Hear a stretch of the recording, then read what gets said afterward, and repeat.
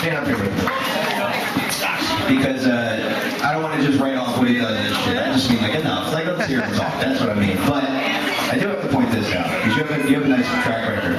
Stefan has been a guest radio on television programs such as RT, America's Breaking the Set with Abby Martin, Adam versus the Man with Adam Kokesh, The Kaiser Report with Max Kaiser, and will soon reach the peak of his career when he's a guest on the Mike Salvy's World podcast. Please give it up for Stefan Molyneux. Hello, New York! Great to be here. Thank you so much for the invitation. And so I was trying to figure out what to talk about today. Because, I'm always short of topics. And, the central planner in me came out, and I was like, I better come up with a plan for what it is I'm going to talk about. I better make a list. And then I shook my head and said, wait a minute, I'm a bunch of enemies. I don't want to plan this, so I can do a speech if you like. I got a couple under my belt. They're not podcasts, they're kind of new. Or, which would be my slight preference, I can just do a back and forth. Questions, comments, issues, challenges with communicating freedom, all that kind of stuff. What is your preference, my friends? Question. My speech. All right, good. Okay, questions. So, look, it's a challenge talking about freedom with the muggles. I mean the statists. I mean the deluded. I mean the matrix dwellers. So, we could talk about that, challenges that you have. Like I was listening to the radio the other day. Anybody enjoying the Bitcoin roller coaster? Bitcoin, they come with their own financial barf bag. Do you actually refresh that every 5 minutes? To see what kind of mood you're in? I'm happy. Oh, God. And so on the radio they were saying, well, the problem with Bitcoins, you see, is that they're used to purchase weapons. And it's like, do you know what Federal Reserves they used to buy? They're used to buy fucking wars, not just weapons. So it seems to be amazing. This is the double standard we always face. Some guy might use a couple of Bitcoins to get a Saturday night special for self-protection. Anybody know what the final tally is over the next 50 years for the war in Iraq? Oh my God. $6 trillion. Yeah. Oh, money. Does anybody remember what the original estimate was? For the cost of the war? 50 million. Make money back with the oil. No, it's meant, right? So this is the double standard, right? You can buy a gun with a Bitcoin, but you can buy an army with a Federal Reserve note, and somehow Bitcoin is singled out as the problem. This is the world we live in. I don't know how people tie their shoes. I don't know how they put one foot in front of the other. They're living in such deluded lower intestine spaghetti strands of irrationality. Anyway, enough of my talking. Who has a question, a comment, an issue that we could jaw about? Can't see anything of these nanny lights. Yes, sir. What do you think age of consent is? I know you talk a lot about parenting and things. What do you think the age of consent is for someone in a voluntary parenting situation? Age of consent for what? For anything, for self-determination, for something like that. At what point is a child their own person where you're not stepping in to make their decisions and things like that? Okay, so the question is, at what point is a child able to make his or her own decisions? I don't think it's a black and white thing. My daughter has really great judgment about what she can do physically. And I keep telling her, I said, Daddy's stuck in the past. Sorry. Like I am, because, when I was around when she was a baby, and I've been raising her with my wife for over 4 years. So what happens is, she wants to jump from the 4th step, and I can remember her not being able to jump from the 1st step, so I'm like, no, right? But and I keep telling her, sorry, that's old dad from the past 2 weeks when he was smaller. So she knows, so she can make those judgments herself. She can make judgments about who she wants to be friends with, or doesn't want to be friends with. She's fine with that. So I think that, giving the child the trust. I just had Dr. Peter Gray on the show. He's written a really, really good book called Free to Learn. And he says that we are the least trusting generation of parents in the history of the natural universe at a time when children are outside of government schools about the safest they've ever been. So I think that you would keep that expanding as it goes forward. I think for things like sexuality, because there are such ramifications emotionally, biologically, psychologically, I think that would probably be later. I mean, I don't know the exact date or exactly when it would be, but I think it's the maximum amount of freedom that they can handle. Which but the important thing is to teach them to make their own best judgments. Because my daughter, when she's faced with something new, she will come and ask me about it because she knows she doesn't have experience with that, right? You see some freaky ass rainbow berry in the woods, and she's like, Daddy, can I eat this? And I'm like, let me snort it first. Sorry, I thought it was Adam for a second. So I will, she will ask me if she doesn't know, and I think that's how she's the judge when she's capable of making those decisions, I think. Anybody? What was that? So I've noticed a lot on my Facebook feed. It looks like there's a lot of sort of status bashing going on from the volunteers community, and I'm just wondering, like, there's a shit status say sort of Facebook thing, and it's I'm just wondering if you had any thoughts on how we could be more amiable with the status and. I'll be happy to put down my verbal assaults if they put down their prisons. No, seriously, look, statists are doing a damn fine job of winning, right? They're completely kicking our ass, right? I mean, if the state is a tumor, we're more tumor than a person these days. And I think we reach out with kindness and with gentleness by recognizing that they are they're programmed, right? Like I just did a show the other night. It was an hour and a half of like drooling status sandstorm straight to the face. You know, just like one of those astronauts, you know, with the hot cheeks flapping high centrifuge. Every single ridiculous Somalia, roads, you know, everything that you can imagine. Boom, boom, boom, straight at you every single time, and it was driving me mad. But they are atheists who've been raised in government schools. Now, if they were Jehovah's Witnesses and they had spent 12 years, 6 to 8 hours a day being indoctrinated into the Jehovah's Witness religion, they would understand that they had been programmed, that they had been, brainwashed, whatever it was, right? But they don't see it in the state. They don't see it that they've been in a government school for 6 to 8 hours for 12 years and they can't think outside of that paradigm. They don't understand that all that they watched is Coke commercials, so they don't know that Coke's bad for your teeth, right? Because you don't see those in Coke commercials. You don't see the downside of the state in government schools. So I think, and we try to approach it, I think, gently as possible. But I think we got to move to the moral argument as quickly as possible, wherever possible. Because, and I get sucked into this again, that Latino line every time I try to get out of it. Pull me back. Right, so, because they're all arguments from a fact, who would take care of the poor, the roads, who will make the windmills, who will catch the rain, I don't know. And you get back to the ethics of, well, it's immoral to initiate force. I don't care who picks the goddamn cotton. Slavery is wrong. I don't care how the fruit gets picked. Slavery is wrong. And I don't care who gets married to whom, but rape is wrong. I mean, so just keep going back to the moral argument, because I think we're kind of in a triage situation. It's late in the day, but it's still very early in the movement, which means we've got to be triaged. Like if you're a battlefield doctor, he can make it, he can make it, he can't make it, he can't make it. You got to keep moving, keep moving. And I know this is tough in friendship, so that's another category. But if you're talking to the general person, I would get to the argument from morality. Is it immoral to initiate the use of force?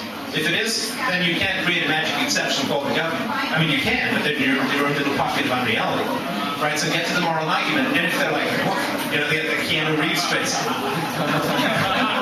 If you're getting some crossed wires, it sparks, they trip, some sort of seizure, then good, then you've disrupted some program. But if they're just like, sailing right past, don't even notice, can't even slow down, I would say move on. Life is short, and ignorance is eternal. Yes. We have more choices in soda nowadays than we do in government. And you know what budgets are for advertising for soda, Coke, Pepsi. If you were a pitchman for Liberty, which I think you are, I think all of us are very thankful for it, what would be your 30-second pitch? For Liberty? For Liberty. Drugs, hookers.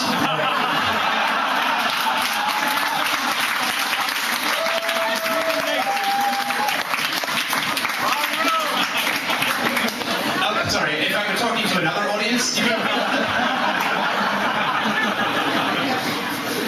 All the watermelon you can bang. No, I think so. If I were to say sort of, it would really depend on the audience, but one I think that it would be quite helpful is to say, hey, that's a nice new cell phone you got there. Do you like upgrading things?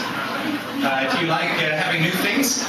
Would you like to use a piece of technology that's approximately 6,000 years old? Do you like an abacus or a calculator?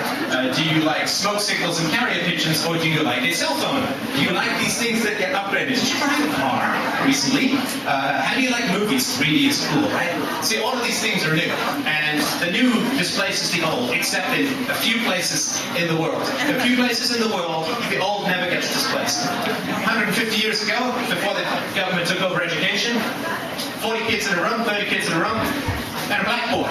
What's changed since then? Nothing. It's a whiteboard. They've upgraded the color.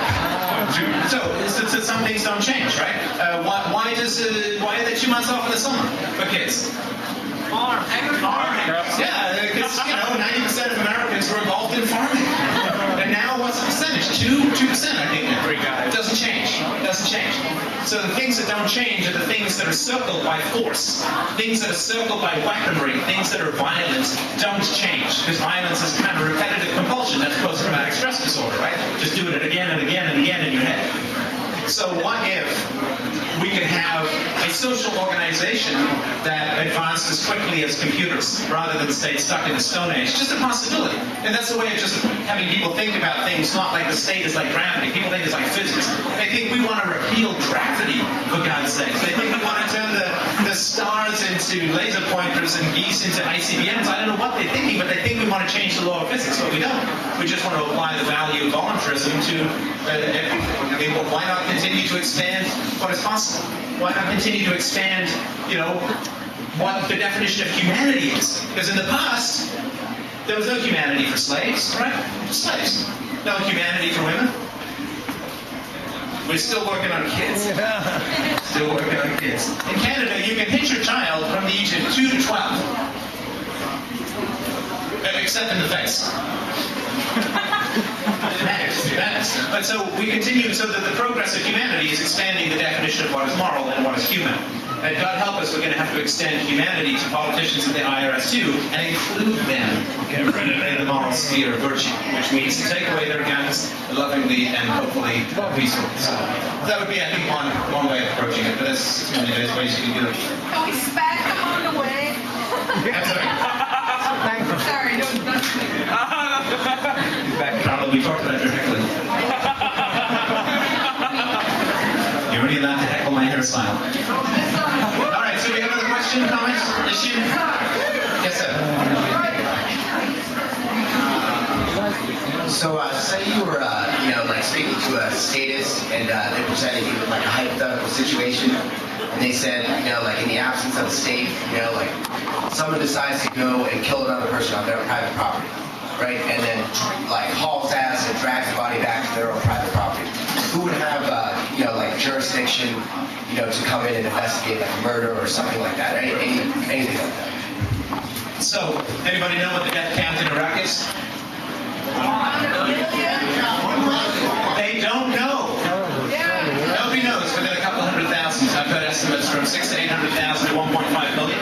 So people are really concerned about murder and death and lack of consequences. The last place they look to the state is right. So this is important because there is this idea that we have to be as good as the government in some things, right?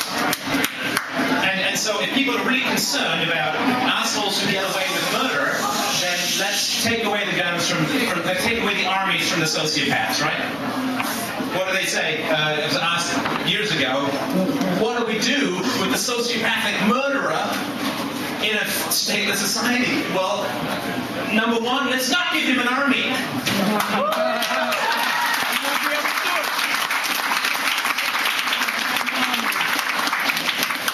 We're not aiming to be as good as the state. So that would be my first question, because what they do is they say, well, the state is doing it well now. How would you do it as well as the state, right? And so the first thing to recognize that if this is their concern, the last thing they should be is the states. Anybody know the body count, genocide, 20th century, people killed by their own governments? 250 million, and they don't even know within a few tens of millions. 250, $250 million people murdered outside of war by their own governments. So that'd be the first thing. The second thing is, how the hell does someone end up being a murderer? I mean, we don't worry that much about polio anymore because violence, we know what causes polio, and we have an inoculation against it, right? I don't know, they don't still do that inoculation, do they? Smallpox, polio? No. Anyway, so we know what causes violence, for the most part, other than brain tumors or brain injuries. Violence is caused by child abuse. I mean, this is why somebody becomes a murderer. This is what these sociopaths are doing in Boston. I mean, they just had terrible childhoods, and they were not protected or saved by anyone, and they live in an uncaring society that doesn't lift a finger to help them, and then they turn into really nasty people. A-class personnel. So a free society is going to want to make sure that it prevents murder. Who profits from protecting children these days? Nobody. In a free society, children who are traumatized to become violent, destructive, are incredibly expensive to society. Incredibly expensive to society. You know, 15% of everything you buy is a shoplifting tax because so many people steal from stores, right? Happy people don't steal. Well-raised people don't steal. They don't kill. They don't murder. So you're going to have a whole society that is going to place the cost of harming children on the parents. And you wouldn't believe how virtuous people can get with the right financial incentives. You know, the war on drugs costs about $20 billion a year. Love to have a vote. Hey, if you're in favor of the war on drugs, you get a check. You get a bill for the war on drugs. And if you're not in favor of the war on drugs, you don't have to pay it. So immediately, half the people are going to drop out. Everyone gets a bill, and they're, oh, it's a little more. I don't want to indulge my conscience at that rate, so come on and let's step back. And then the last idiot gets a bill for $20 billion. And I think he would find tolerance for a little bit of weed in his heart after that. So these things are all preventable. It's just that we don't have a society right now that allocates the costs of harming children correctly. So, but if this would all be allocated properly, I've got stuff in my books about this. Some of it would need it. Anyone? You're closer. One thing I find mildly encouraging about some of the people about the non-aggression principle, they're usually very accepting until we hit the point about what constitutes self-defense. What short of being physically assaulted by somebody do you consider validated self-defense? So if a guy looks at me funny, I can't shoot him, right? Okay. If a guy has a gun to my head, I can shoot him. Right? Okay, so somewhere in there is, you obviously don't want to be a second from dying before you act. At the same time, some guy looks at you funny, or some guy's walking behind you, you don't want to turn the wrong way, right? So there's no clear answer, right? These would be circumstantial based. In the extremes, we could see that, obviously this is justified, and some guy looking at me funny is not justified. So the way that I would imagine is that you would not face any negative repercussions for self-defense. But you would for over-preemptive self-defense. In other words, where it was not clear that you were going to be harmed, but you took preemptive and very aggressive action. Because some guy looks at me funny in a bar, I can just leave, right? I mean, they don't have, so you have to be kind of cornered. It has to have been sort of unavoidable, and you shouldn't really have been in the guy's face screaming and whatever, right? So I think that in a free society, these rules would be laid out by the people who would be, judging whatever you did that was violent, and they would, as long as you stayed within those boundaries, then you would be fine. And if you went outside those boundaries very far, you would have a problem. But I think that would be spelled out. I don't know what the exact answer is, because the great thing is you've got millions of people who would be trying to figure this stuff out to be as optimal as possible. But again, a free society, please remember, is all about avoiding and preventing these kinds of situations from coming into being. Yes, sir. Can you give a checklist of when you know you should start defooing? So defooing, anybody? Okay, so defooing is the argument that if you have very abusive parents or very destructive parents, that you have the choice to be or not be in the relationship. So the analogy is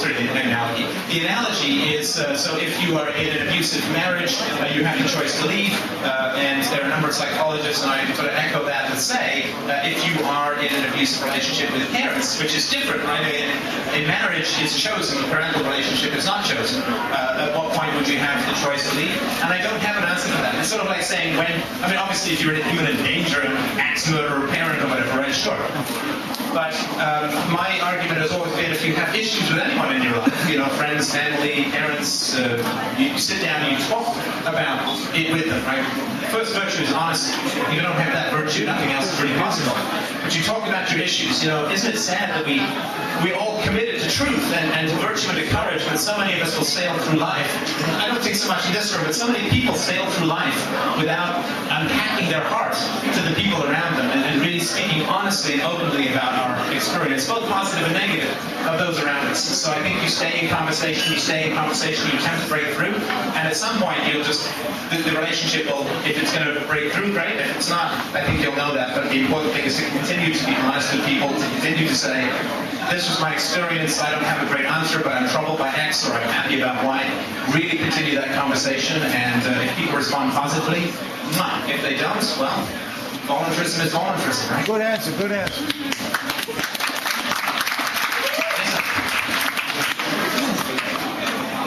Recently, I heard some libertarians talk about abortion, and Walter Lawler was, and he was saying that the libertarian answer to abortion was that you develop a technology that's able to remove the fetus and then put it somewhere else and sustain its life until it can support itself. And for me, I don't get that at all, because technology can't be philosophy. Philosophy has to be consistent and able to do whatever, without whatever kind of technology, advancement or non-advancement. I'm always a little concerned when people say the libertarian answer is, it's also supposed to, I think, negotiated within reasonable moral grounds. Abortion is, I think generally, obviously, is a pretty bad thing to happen. It's a tragedy. The women I've spoken to have had it, say, every year on the supposed birthday, and all of them, every day they think it's wretched. My goodness, this Marxist relativist assault on the family that's been going on since the mid-1960s has been just brutal. Reproduction used to be managed much more socially, right, in terms of social standards and so on, but you get the welfare state come in, and the economic incentive to manage reproduction for both young men and young women from a social standpoint, from a social pressure standpoint, from a religious standpoint, of how it was going to be enforced has really diminished. Right, so parents take less of an interest in their own kids because they don't have to pay, and so there's been a very great dissolution in the family, and this is one of the things. I don't know whether childhood is getting better or worse, because in some ways it's getting a little better, but in other ways, in terms of the fatherlessness and the effects that has on criminality and drug use and addictions and abuse, and it's wretched. So clearly, a baby that's born deserves to live. I'm not so much about a couple of cells in the belly morning after RU46 pill. I have a tough time seeing that as a potential life. But I think that the answer would be, there are women who are pregnant who don't want to raise the child, and there are lots of couples out there. 10% of couples have significant fertility problems. It seems to me that's a match made in heaven. But why can't we do that? Because you can't pay for a baby. I know, I'm a baby seller. But the reality is that if the woman had financial incentive to bring the child to term, and she had a contract to say, I don't want to raise this child, but for $20,000 I'll have the baby and you can have the baby. That seems like win-win for everyone. So I think it's the absence of a market that usually creates these kinds of problems. Is that helpful?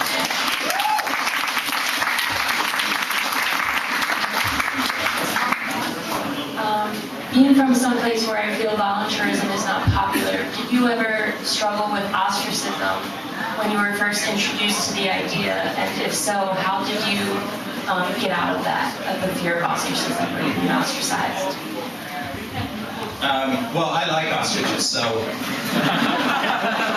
always start emotional pain with a joke. That's my goal. No, it's you come from a place where volunteerism is not popular. Does anybody come from a place outside of this room where volunteerism is popular? Blue Ridge people's in. Workfest. Ostracism is the most painful aspect of the truth. It is the most painful. I grew up with people, I was just asked at lunch about my childhood friendships. I grew up with people, was friends with them for 30 years. I asked them to choose between the truth and virtue and me and the rapacious, bloody, murderous state. And it's pretty horrible to watch them go this way, right? Towards the state. And to turn away from truth, from compassion, from empathy, from reason, from virtue, to chase after that which is destroying them. It is horrible.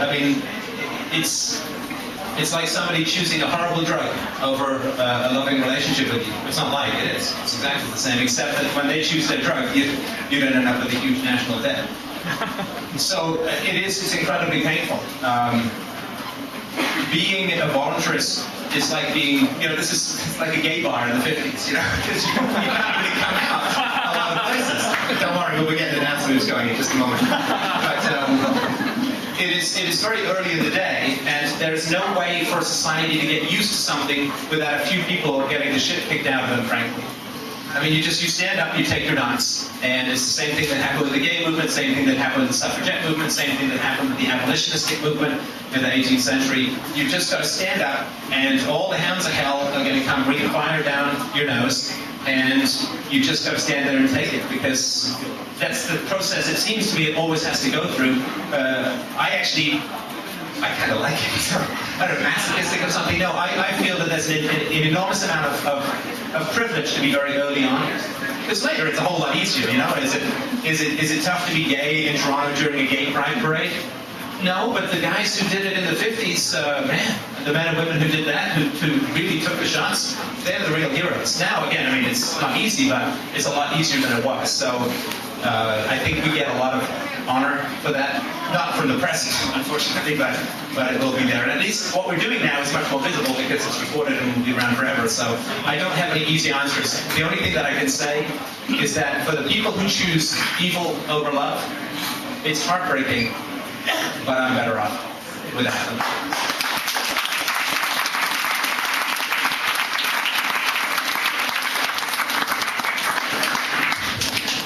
Do you have an explanation of the egalitarian and social welfare impulse in people that might help you argue, kind of like an against me argument, with them so that you might be successful arguing on their terms, in terms that sort of understand maybe the psychology or personal history, autobiographical, their history that led them to believe a certain thing rather than rational, coming to it rationally. Do you think that there's an interpretation of those impulses that will help you argue better against it or convince them better?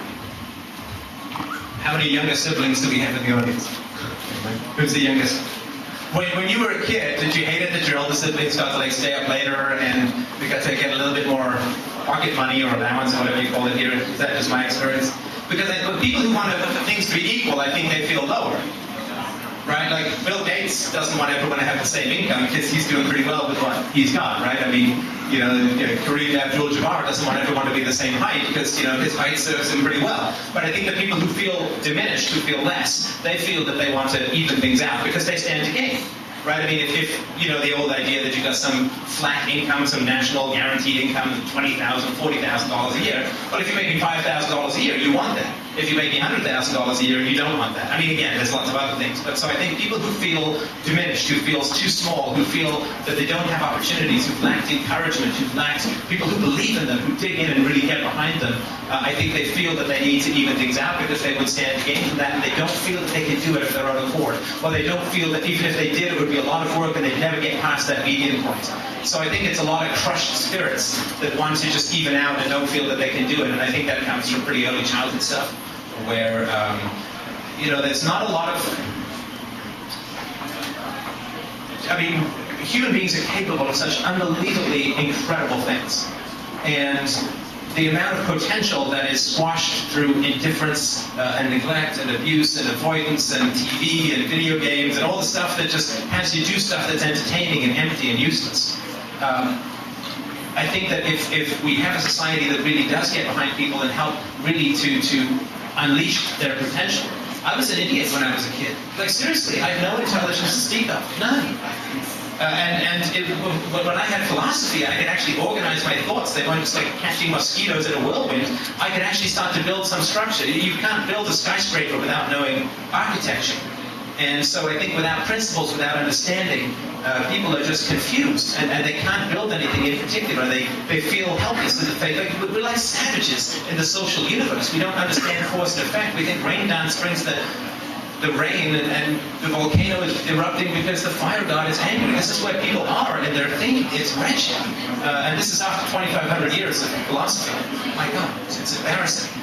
But so the reality is, give people more principles, give people more control over what it is that they can accomplish in their life. Give them standards, give them morality, give them principles, right? Non-aggression principle, respect for property rights. That's not that hard. But if we give them all of that, then I think that they will not feel that they have to use this slithery kind of nasty egalitarian thing just to get something, because they'll feel they can earn it themselves.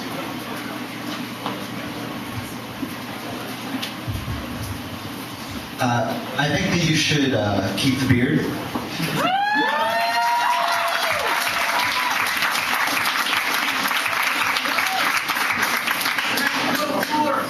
I also have something serious to say, though.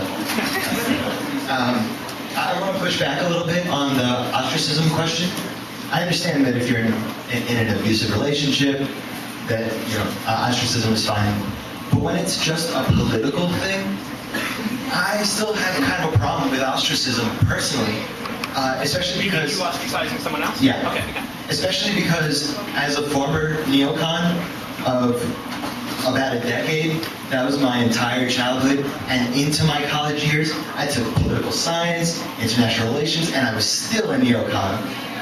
And now looking back, as a radical libertarian, I feel as though I was kind of left in the dark by my libertarian brethren, who could have been out there saying, think about this, with a smile, And I feel as though there's not quite enough out there of that, and the idea of pushing ostracism, or just mentioning it even, without the counter saying smile as well, I guess.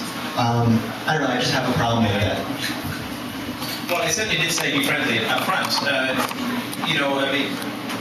Those of us who have, and I think this would be everyone in the room, we have morality and rational arguments on our side, which means that we go around the world like evil little fairies, creating evil in our wake. I'm sorry, but it's true.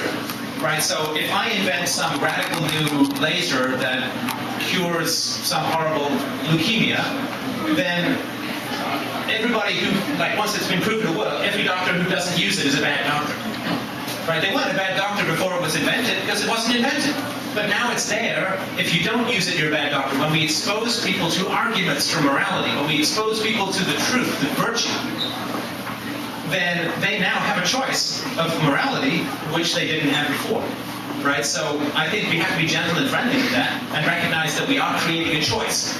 Right? I mean, if somebody told me, hey, click your heels 3 times and you can float, I'd feel like an idiot for succumbing to gravity all these years. And then I'd lose my bone mass. But that's another story.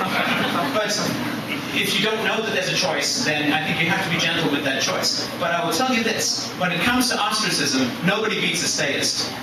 Right? So seriously, let's say you're a statist and you're an asshole. But I repeat myself. No, I'm kidding. So let's say you're a statist and I've given you all the arguments and you can't counteract them, and I've given you weeks to think about it, maybe even a month or 2, maybe even 3. We talk about it, we run. Okay, so, and let's say you simply refuse to accept rational arguments, but you also can't find a reason to reject them. Now, if you look at me as the ostracizer, that's completely inaccurate. Ostracism means I'm just not going to talk to this guy anymore. What does a statist do if you disagree with him? What does he suggest? Locks you in a fucking hole. Now that's ostracism. I mean, he can go anywhere he wants. He just can't come and talk to me, right? But a statist says you go in a little hole with a big beefy guy, and he will lock you up for years. That's not ostracism. That's enslavement. That's torture. That's brutality. So let's not forget the reality that a statist can disagree with us. That's fine. If we disagree with the statist, the guys kick in your door and take you to a hole in the ground and lock it up and throw away the key. So when it comes to ostracism, they are not on the sunny side of the street when it comes to that. I don't choose to have people in my life who want me thrown in jail for disagreeing with them. I don't choose to have people in my life who will call an airstrike of cops down on my house because I disagree with them. I do not choose to have people in my life who are willing to cheer the initiation of force against me for following my conscience. I gotta have some standards.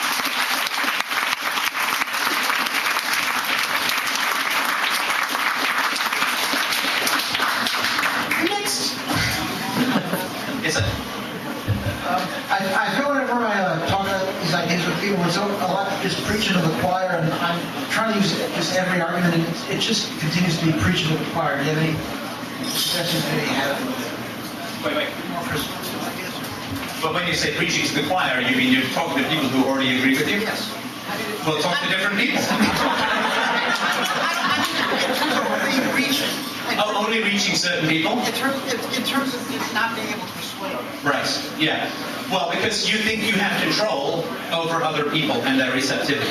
You have a little bit of influence, you know, you go up and grab people in the subway and scream voluntarism into their face. You may not be batting 1,000, but it comes to bringing people to the movement. On the other hand, you know, if you're just nice and, you know, just send a couple of Facebook things, but it's no big deal, you know, I'm just not, again, you know, I'm not really for shooting people who disagree with you, but it's not a big deal to me, you know, right? So, it's somewhere in between the two, right, where you have conviction, and I think the most important thing is that, you know, the question is why are we doing this stupid stuff? Like, why are we here? I mean, aren't we the existential on the planet? I mean, what the fuck are we doing in this basement?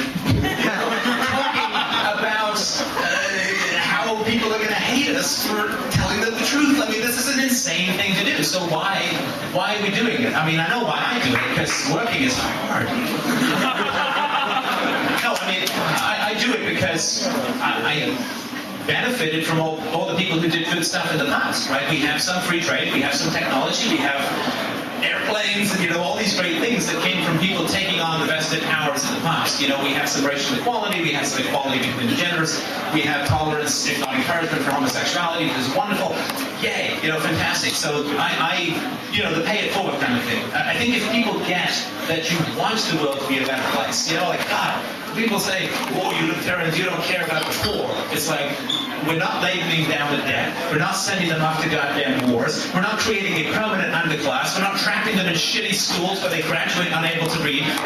We do care about the poor, and that's why we want to stay out of that way.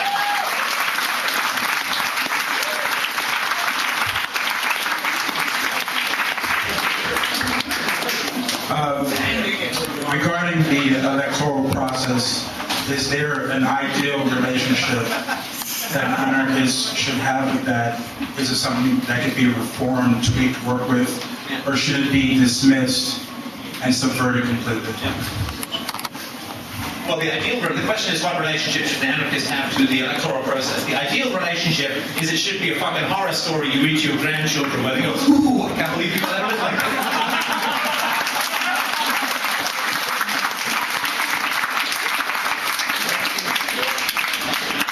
Politics is just another government program. I mean, look at the libertarian, just don't take my word for it. Look at the libertarian platforms, you can find them online. For the past 42 years, 71 I think they started, right? Past 42 years, they have been promising us freedom if we give them lots of money and go vote for libertarians or Ron Paul or Rand Paul or Ronald Reagan or whoever, you know, Barry Goldwater, whoever the libertarian de jure is. They tell you that they're very confident that they're going to get you freedom if you send them $20, pound some lawn signs, and scratch something in a box somewhere. And I'm an empiricist, right? I come from a business background, which means I don't care what you say, show me the facts. Show me the facts. And the government was about 15% its current size when libertarianism failed to control it. Now, come on, if the guy can't lift 10 pounds, there's no point tossing a 100-pound weight at him, right? So I'm all, you know, hey, if politics could set us free, fantastic. No ostracism, no conflict, no fights, no nothing. I think that would be wonderful. I just don't see the evidence. They always say, do this and we're going to become free. And then what you end up is with a bigger government. But how is that distinguishable from any other government program you name? You know, give us your money, we're going to help the poor. Oh shit, now we've got more poor. You know, oh, give us your money, we're going to educate the young. Oh shit, the young are retarded now and uneducated, right? So, give us your money and we'll get you political freedom. Oh shit, the government's 5 times bigger and there's a huge national debt and $80 trillion of unfunded liabilities and 1,900 wars going on around the world. So I just have, I think we have the right to be a little bit skeptical and say maybe we can put our resources somewhere else. So I looked at the family, I looked at peaceful parenting, non-aggression principle with regards to children and all that kind of stuff. I think, boy, if they'd started that 40 years ago, we'd have some fantastic examples of how freedom and voluntarism worked in the world. But right now, we've wasted our time in politics, so I look for alternatives.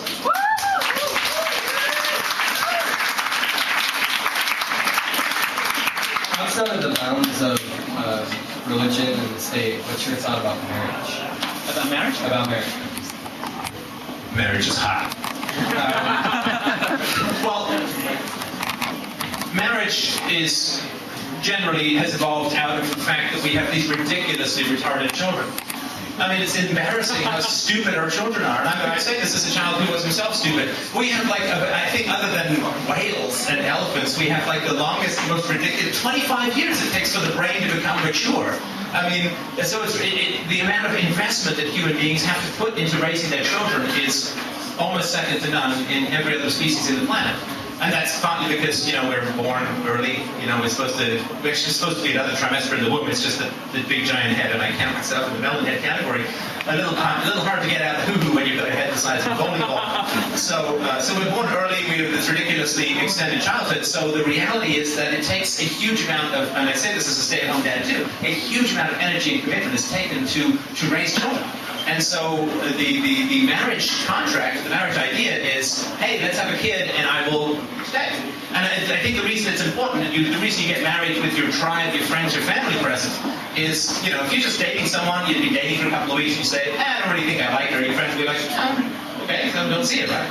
But if you publicly said, I'm going to stay with this person until we're both fucking dead, and we're going to have 19 kids, and I'm going to take care of them all, and then if you go to your friends and you say, I'm not really that happy, what are they going to say? You get back in there, you know? You get back in there. What's that? I'm trying to think of that Ray Liotta film about the gangsters where. Goodfellas, yeah. So Goodfellas, right? The guy's like, he's got this woman on the side, and the mafia guys come over. It's like, hey, you get the guy on the side. You can get back to your wife. Right? So the social pressure is to stay together, absent, you know, destructive abuse and addictions and so on. So when you publicly say it's a public contract, it says to people, if I'm going to screw this up, help me fix it. As opposed to, it's just a thing, so it doesn't really matter. So I think it's, you know, it's for the community to know how serious you are and help you fix it, and also to make sure that you have at least a verbal contract with community approval for the raising of children. I think from that standpoint, it's very important. The government involvement is just the usual shit. Is that a high five or 5 more minutes? Or five? Last question. Okay. Thanks everyone, by the way. It's a great question. Does a parent have the right to beat their child, or more specifically, does somebody else have the right onto their property, point guns at them for doing so, or threaten to lock them in a cage, or threaten to take their children away from them? So the question is, does the parent have the right to beat the child? Well, I think the non-aggression principle answers that. Does anybody beat a child in self-defense? Discipline. Discipline. Yeah, that's like pulling government school education. They need a good slap once in a while. No, listen. We don't appeal to history or emotion in this. We appeal to principles, right?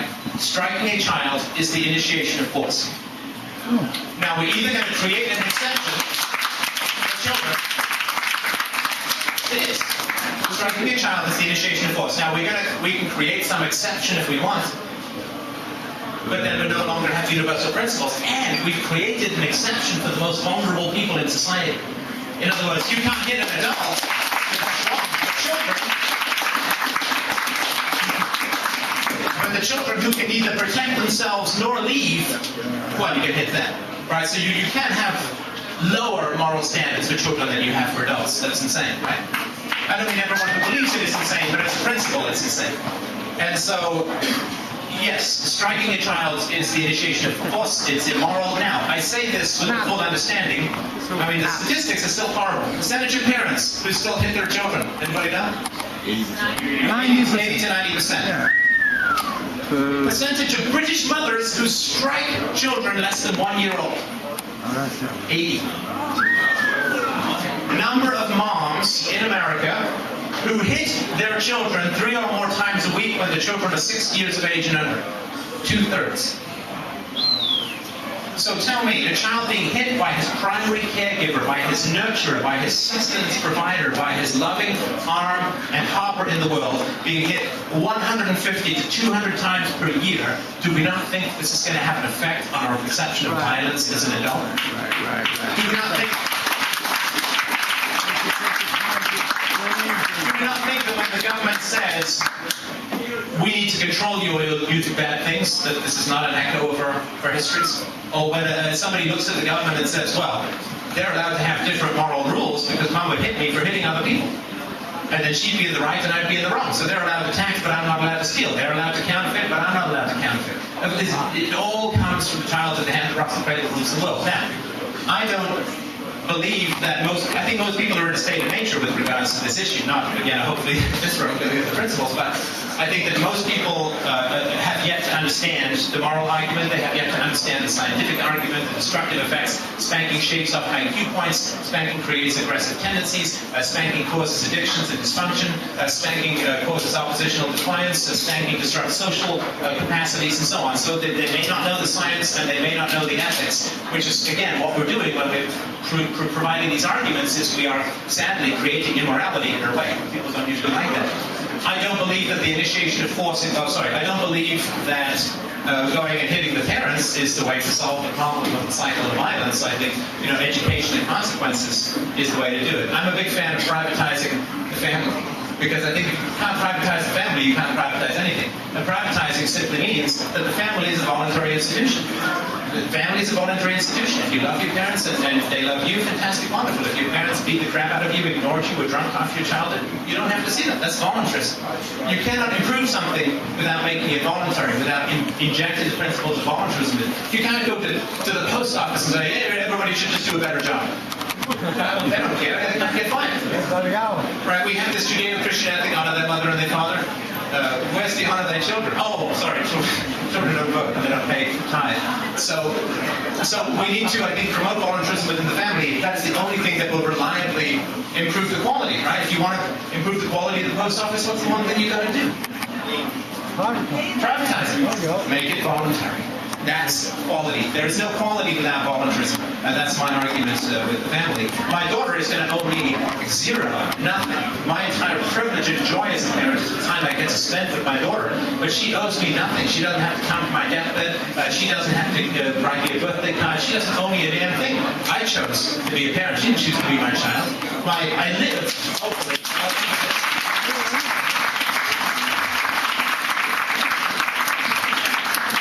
And every day, literally, I get up with my daughter and I will say to myself when I watch Jake, I don't remember that, but I will say that my daughter didn't choose me, but my goal and my hope is to be the kind of parent that if she could choose any parent in the world, she would choose me. And this is the same thing with my wife, right? So she could walk out with me tomorrow.